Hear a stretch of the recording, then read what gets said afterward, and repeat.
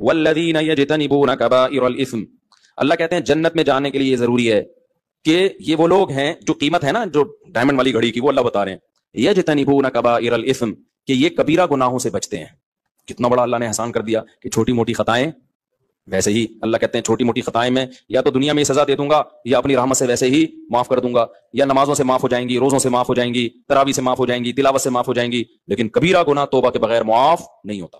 تو جنت کی قیمت کیا ہے؟ کبیرہ گناہوں سے بچنا. کبیرہ گناہ کون سے ہیں؟ سب سے بڑا گناہ اسلام میں فرض نماز جان کر قضا کر دینا. عبداللہ بن مسعود کہتے ہیں جب قرآن کہتے ہیں نا ہر نماز کی حفاظت کرتے ہیں ایمان والے، تو حفاظت کا مطلب کیا ہے؟ ہر نماز اپنے ٹائم پہ پڑھنا.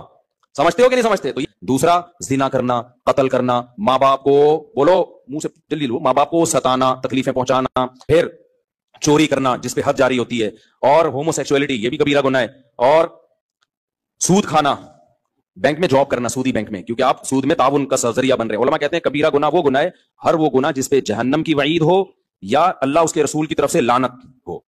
تو نبی نے سود دینے والے لینے والے پر بھی لعنت، سودی لین دین پہ گواہ بننے والے پر بھی لعنت، سودی لین دین کے کو لکھنے والے پر بھی لعنت کی ہے. تو یہ بھی کبیرہ گناہ میں داخل ہے. انشورنس میں جاب کرنا، انشورنس کیونکہ وہ سود اور جوئے کا مجموعہ ہے، وہ بھی کبیرہ گناہ میں داخل ہے. عورت کا کبھی کبھار بے پردگی ہو جائے تو صغیرہ، مکمل مسلسل بے پردہ رہنا مسلسل جیسے کہ عادت ہی ہوتی ہے، تو وہ کس میں داخل ہے؟ منہ سے پھوٹ، کبیرہ میں داخل ہے. کبھی بدنظری ہو گئی غلطی سے، صغیرہ میں داخل ہے. بدنظری کی عادت پڑ جانا، بولو کبیرہ میں داخل ہے. اسی طرح اور بہت سارے گناہ ہیں. رشتہ داری توڑنا، ایک سال ہو گیا بہن سے بات نہیں ہو رہی، ایک سال ہو گیا سگے بھائی سے منہ بنایا ہوا ہے، پھپھو سے منہ بنایا ہوا ہے، خالہ، یہ جو محرم رشتے ہیں یہ ان سے صلہ رحمی فرض ہے. کبھی کبھار ہو جاتی ہے اونچ نیچ، اتنے لمبے عرصے کے لیے قطع تعلق کر لیتے ہیں، تو یہ بھی کس میں داخل ہے؟ تو یہ موٹے موٹے گناہ ہیں. کبھی کبھار کسی کی ہلکی پھلکی غیبت ہو گئی، صغیرہ میں داخل ہے.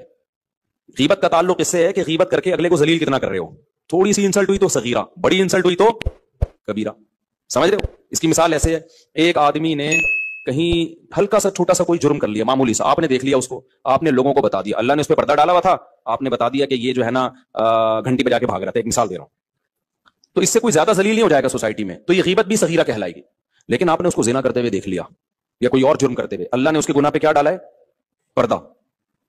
تو اسلام بھی کہتا ہے کیا ڈالو، اس کو سمجھاؤ جا کے، آپ دنیا میں کیوں ذلیل کر رہے ہو؟ آپ نے جا کے فوراً لوگوں کو بتا دیا یہ کر رہا ہے.